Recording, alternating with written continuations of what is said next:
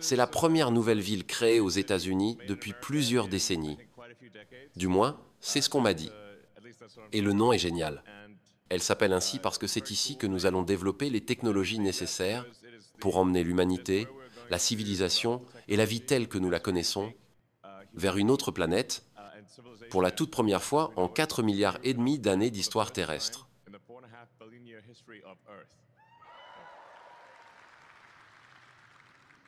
Alors, lançons cette petite vidéo. Voici comment tout a commencé, littéralement à partir de rien. Starbase n'était qu'un banc de sable sans aucune infrastructure. Même les petites structures que vous voyez là, c'est nous qui les avons construites. Et ça, c'est la première fusée, un peu style Mad Max. C'est aussi là qu'on a découvert l'importance de l'éclairage. Parce que cette fusée Mad Max, avec la bonne lumière, ça change tout.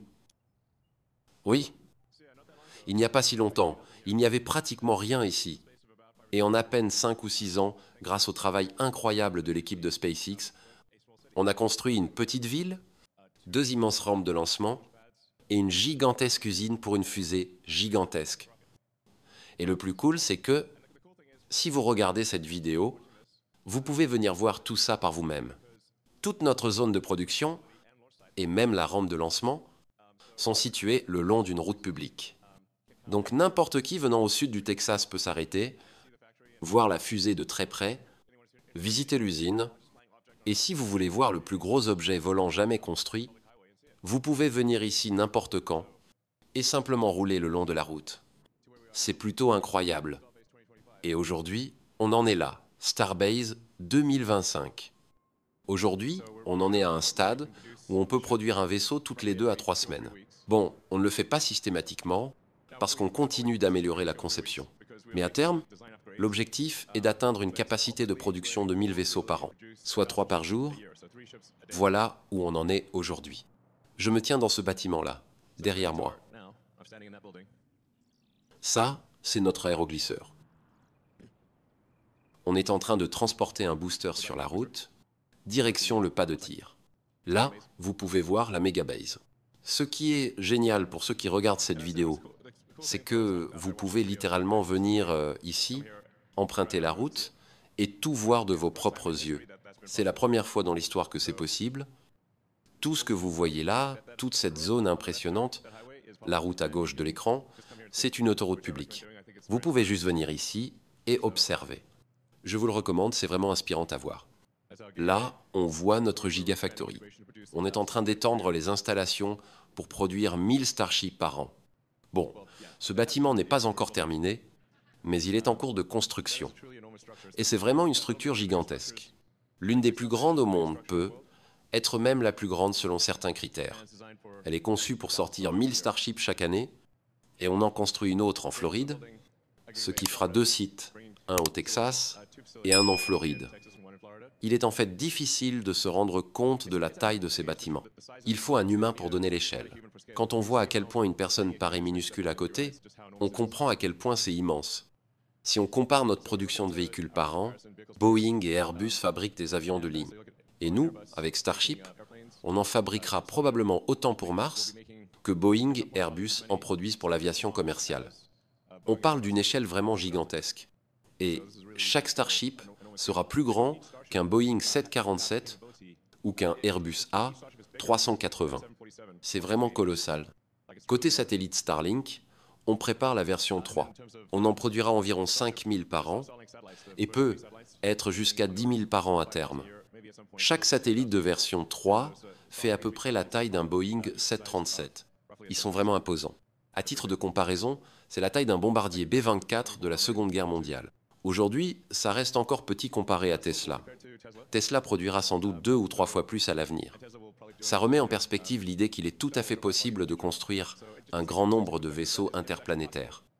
Même en termes de tonnage, Tesla et d'autres constructeurs automobiles produisent déjà bien plus que SpaceX, ce qui prouve que ces objectifs, aussi fous qu'ils paraissent dans le domaine spatial, sont en réalité atteignables par l'humain, car ils ont déjà été atteints ailleurs. Ici, à Starbase, notre avancée se mesure au temps qu'il nous reste avant d'établir une civilisation autonome sur Mars. Chaque lancement, surtout dans les débuts de Starship, nous permet d'apprendre encore et encore ce qu'il faut pour rendre la vie multiplanétaire. Le but est d'amener Starship à un niveau où il pourra transporter, un jour, des centaines de milliers, voire des millions de personnes vers Mars. Idéalement, toute personne qui souhaite partir pourra le faire, et avec elle, tout l'équipement nécessaire pour que Mars devienne autonome. Le but est que Mars puisse se développer seul, même dans le pire des scénarios, et continuer à croître sans dépendre de la Terre. À ce moment-là, on aura atteint une véritable résilience civilisationnelle. Dans ce futur, Mars pourrait venir en aide à la Terre si nécessaire, ou l'inverse. Mais avoir deux planètes, toutes deux autonomes et solides, sera essentiel à la survie à long terme de notre civilisation. Je pense qu'une civilisation multiplanétaire peut durer, peut être 10 fois plus longtemps, peut être bien plus encore qu'une civilisation confinée à une seule planète. Les humains pourraient faire quelque chose de fou, comme une troisième guerre mondiale. Espérons que non, mais c'est possible. Ou bien un événement naturel imprévu, comme un météore, un supervolcan ou autre chose qu'on ne voit pas venir. Et si on n'a qu'une seule planète, ce serait peut-être la fin. Mais si on en a deux, alors on continue d'exister. Et après Mars, on peut aller plus loin. Vers la Lune, la ceinture d'astéroïdes, les lunes de Jupiter et au-delà, jusqu'à d'autres systèmes stellaires, là où la science-fiction devient réalité.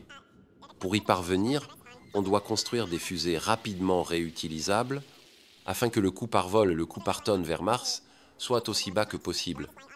C'est essentiel. Alors pour ça, il faut des fusées RRR. Des fusées rapidement réutilisables et fiables, comme des pirates. RRR. Haha. Félicitations à l'équipe de SpaceX pour les progrès incroyables qu'ils ont réalisés. Ils ont réussi à attraper une fusée géante en plein vol. C'est complètement fou. Ils ont attrapé, à plusieurs reprises, le plus grand objet volant jamais construit, grâce à une méthode unique, des baguettes géantes mécaniques. Avouez, vous n'aviez jamais vu ça avant. Encore bravo à l'équipe, c'est une prouesse incroyable. Alors pourquoi attraper la fusée de cette façon? Parce que c'est une méthode inédite, et c'est justement ce qui permet de la rendre rapidement réutilisable. Le Super Heavy Booster est gigantesque, environ 9 mètres de diamètre. S'il devait atterrir avec des pieds sur une plateforme, il faudrait ensuite le soulever, rentrer les pieds et le repositionner sur le pas de tir. Ce serait extrêmement complexe à manipuler vu sa taille. Mais si on l'attrape directement avec la même tour qu'il a placée au départ, alors on gagne un temps précieux et on facilite la réutilisation rapide. En clair, les bras mécaniques qui l'attrapent sont les mêmes que ceux qui le replacent sur l'anneau de lancement. Et ça, c'est l'idéal pour un cycle rapide. En théorie, le booster peut être relancé dans l'heure qui suit son atterrissage. Il revient 5 à 6 minutes après le décollage, se fait attraper par les bras de la tour, on le replace immédiatement, on le ravitaille en carburant en 30 à 40 minutes et on peut remettre un vaisseau au sommet. En théorie, le booster pourrait revoler toutes les heures ou toutes les 2 heures si on veut garder un peu de marge. C'est la limite extrême de la réutilisation rapide. La prochaine étape, c'est d'attraper le vaisseau lui aussi. On ne l'a pas encore fait, mais c'est prévu. On espère y parvenir plus tard cette année, être même dans 2 ou 3 mois. Le vaisseau serait alors replacé sur le booster, ravitaillé en carburant et prêt à revoler. Avec le vaisseau, c'est un peu plus long parce qu'il doit faire plusieurs orbites avant que la trajectoire repasse au-dessus du pas de tir. Mais lui aussi est conçu pour voler plusieurs fois par jour. Voici le nouveau moteur Raptor 3, un moteur absolument exceptionnel. Bravo à toute l'équipe Raptor, c'est un immense progrès. Le Raptor 3 est conçu pour ne pas nécessiter de bouclier thermique à la base, ce qui permet de gagner beaucoup de masse et améliore même la fiabilité. Par exemple, en cas de petite fuite de carburant, le liquide se dissipe dans le plasma enflammé et ne pose aucun problème. Alors que dans un moteur enfermé dans une structure fermée, une fuite de carburant serait extrêmement dangereuse. Le Raptor 3 va encore demander quelques ajustements, mais il représente une avancée majeure en termes de charge utile, d'efficacité et de fiabilité. C'est vraiment un moteur révolutionnaire. On pourrait même dire que le Raptor 3 ressemble à une technologie extraterrestre. Quand on a montré une photo du moteur à des experts du secteur, ils nous ont dit « ce moteur n'est pas terminé ». Alors on leur a répondu « très bien, voici le moteur pas terminé. En train de fonctionner, avec un niveau d'efficacité jamais atteint auparavant. C'est un moteur d'une pureté remarquable. Pour obtenir ce résultat, on a dû simplifier énormément la conception et intégrer des circuits secondaires de fluide, ainsi que l'électronique, directement dans la structure du moteur. Tout est contenu, protégé, intégré. C'est franchement un chef-d'œuvre d'ingénierie. L'une des autres technologies essentielles pour Mars, c'est le transfert de carburant en orbite. On peut comparer ça au ravitaillement en vol pour les avions, sauf qu'ici, il s'agit de ravitailler une fusée en orbite. Ça n'a encore jamais été fait, mais techniquement, c'est tout à fait faisable. Bon, je dois dire que ce genre de système a parfois un petit côté NSFW. Mais bon, il faut bien transférer des fluides d'une manière ou d'une autre. L'idée, c'est que deux Starships se rejoignent en orbite et que l'un transfère du carburant et de l'oxygène à l'autre. La majorité de la masse transférée est d'ailleurs de l'oxygène, presque 80%. Le reste, un peu plus de 20%, c'est du carburant. Concrètement, on envoie un Starship en orbite avec sa charge utile, puis plusieurs autres Starships pour le ravitailler. Une fois que les réservoirs sont presque pleins, le vaisseau peut alors partir vers Mars, la Lune ou au-delà.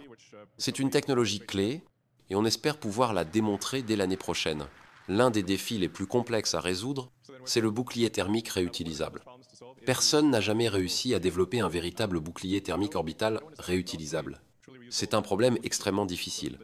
Même celui de la navette spatiale nécessitait plusieurs mois de maintenance entre chaque vol, avec des tuiles cassées à remplacer et des tests à faire sur chaque élément.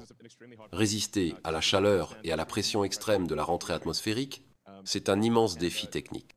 Seules quelques familles de matériaux très avancés peuvent survivre à ces conditions, des céramiques, du verre alumine et certains composites en carbone.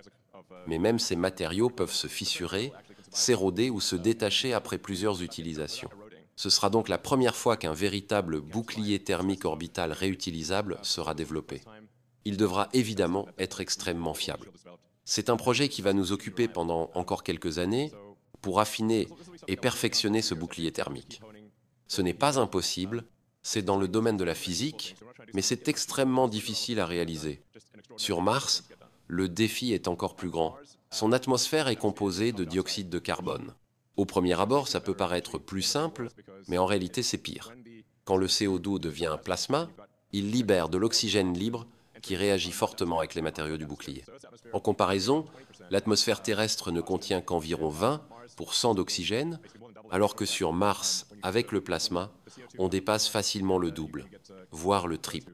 Cela crée un environnement très oxydant qui peut littéralement brûler le bouclier thermique. C'est pourquoi on le teste rigoureusement dans une atmosphère de CO2. Le but, c'est d'utiliser exactement le même bouclier pour la Terre et pour Mars. Il faut que ce soit la même structure, le même matériau, pour qu'on puisse le tester des centaines de fois sur Terre et être sûr que, le jour où il partira pour Mars, il fonctionnera sans problème. Nous développons actuellement une nouvelle génération de Starships avec plusieurs améliorations par rapport à la version actuelle. Par exemple, il est plus haut et possède une meilleure interface entre le vaisseau et le booster. On peut voir une nouvelle structure à entretoise qui permet aux flammes des moteurs du vaisseau de s'échapper plus facilement, même lorsque les moteurs du booster fonctionnent encore. C'est ce qu'on appelle le hot staging. On allume les moteurs du vaisseau pendant que le booster est encore en train de propulser. Grâce à ces ouvertures, la flamme passe librement et dans cette version, on récupère même l'inter-étage au lieu de le jeter. Le vaisseau mesure désormais 72 mètres contre environ 69 auparavant. La capacité en carburant sera également augmentée. On vise environ 3700 tonnes et à terme, probablement autour de 4000. Côté poussée, on s'approche des 10 000 tonnes. Ce Starship représente vraiment la prochaine étape, la nouvelle génération du Super Heavy. Le booster aura un aspect un peu nu à la base, parce que les moteurs Raptor 3 n'ont pas besoin de bouclier thermique. Ça peut donner l'impression qu'il manque des pièces, mais c'est simplement parce que les Raptors tiennent debout, plongés dans un plasma enflammé, sans protection supplémentaire. Résultat, un design beaucoup plus léger. Le hot stage est désormais intégré et je trouve que le rendu est magnifique. Le vaisseau est un peu plus long et un peu plus performant. On passe à une capacité de propulsion d'environ 1550 tonnes et je pense que à terme on dépassera probablement les 1800. Le bouclier thermique est aussi beaucoup plus fluide, avec des jonctions bien plus lisses sur la face opposée à l'entrée. Fini les tuiles irrégulières, le design est beaucoup plus élégant. Cette version a encore 6 moteurs, mais une future version en aura 9. Avec Raptor 3, on gagne en performance, on réduit la masse et on améliore l'impulsion spécifique. Cette version 3 du booster, du Starship et du moteur est celle qui réunit enfin tous les éléments clés. En général, il faut 3 itérations majeures pour qu'une technologie devienne vraiment efficace. Et là, on y est. Avec cette version 3, on aura une fusée fiable, réutilisable, avec ravitaillement en orbite et tous les éléments nécessaires pour rendre la vie multiplanétaire possible. C'est ce modèle que nous espérons faire décoller pour la première fois d'ici la fin de l'année. Vous pouvez voir ici où nous en sommes aujourd'hui, à gauche, où nous serons d'ici la fin de l'année, au centre, et ce à quoi ressemblera probablement la version long terme, à droite. 142 mètres de hauteur, mais même le modèle du centre, prévu pour la fin de l'année, sera déjà capable de mener une mission vers Mars. Par la suite, il s'agira surtout d'améliorer les performances. Comme avec Falcon 9, on finit toujours par allonger la fusée et par augmenter la charge utile. C'est notre plan, simple et clair. Mais il faut bien le dire, dès cette année, la fusée pourra déjà rendre la vie multiplanétaire possible. Ensuite, ce sera une question d'optimisation, de fiabilité, de réduction du coût par tonne et du coût par personne pour aller sur Mars. Et comme je l'ai souvent dit, le but ultime est que n'importe qui puisse partir sur Mars et aider à construire une nouvelle civilisation. Imaginez à quel point ce serait incroyable. Même si ce n'est pas vous, peut être que votre fils, votre fille ou un ami voudra le faire. Et honnêtement, je pense que c'est probablement la plus grande aventure que l'on puisse vivre, partir et aider à bâtir une nouvelle civilisation sur une nouvelle planète. Donc, oui, au final, on aura 42 moteurs. C'était inévitable. Comme l'avait prédit le grand prophète Douglas Adams, dans son œuvre « Le guide du voyageur galactique », la réponse à la question fondamentale de la vie, de l'univers et de tout le reste, c'est 42.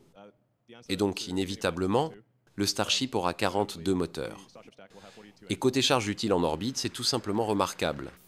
Starship pourra transporter 200 tonnes en orbite terrestre, tout en étant entièrement réutilisable. C'est 2 fois plus que la fusée lunaire Saturne V, qui, elle, était totalement jetable. Starship, lui, est entièrement réutilisable, mais avec le double de capacité en orbite. Et sans la réutilisation, il pourrait atteindre environ 400 tonnes de charge utile. Donc oui, c'est vraiment une très grosse fusée, mais il faut une grosse fusée si on veut rendre la vie multiplanétaire. Et en chemin, on pourra faire des choses incroyables, comme créer une base sur la Lune, une sorte de Moonbase Alpha. Il y avait une vieille série télé qui portait ce nom, même si les lois de la physique y étaient un peu approximatives. Apparemment, la base lunaire dérivait dans l'espace, mais bref, on devrait avoir une vraie base lunaire alpha. C'est la suite logique du programme Apollo. Une base scientifique géante sur la Lune pour explorer l'univers et faire avancer la recherche fondamentale. Ce serait vraiment fantastique. Alors, quand peut-on partir vers Mars? En réalité, une fenêtre de lancement vers Mars s'ouvre tous les 2 ans, environ tous les 26 mois.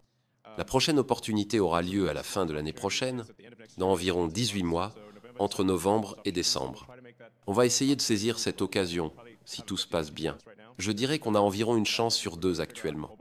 Car pour cela, il faut absolument réussir le ravitaillement orbital.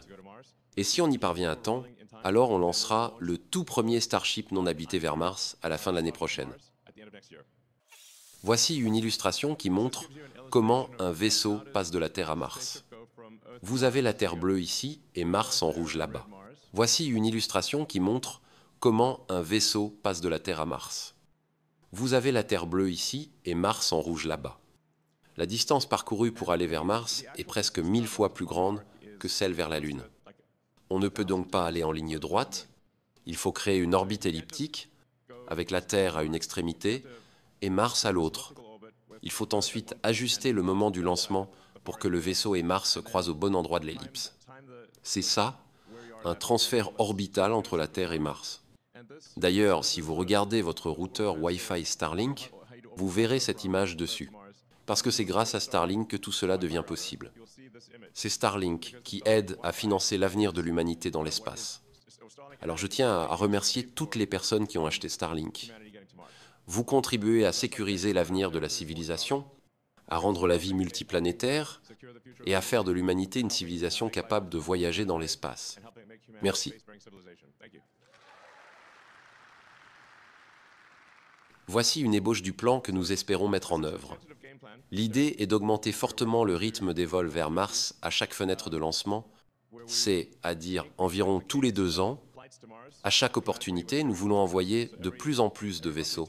À terme, l'objectif est d'atteindre entre 1000 et 2000 Starships par rendez-vous avec Mars.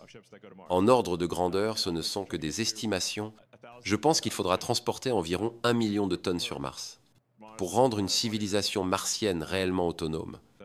Le point clé, c'est que même si les vaisseaux de ravitaillement depuis la Terre s'arrêtent pour une raison quelconque, Mars doit pouvoir continuer à prospérer seul. Il ne faut rien oublier, même pas quelque chose d'aussi basique que la vitamine C. Il faut absolument tout ce qu'il faut pour que Mars puisse grandir indépendamment. Mon estimation, c'est 1 million de tonnes, mais peu. Être que ce sera 10 millions. J'espère que ce ne sera pas 100 millions, ce serait énorme.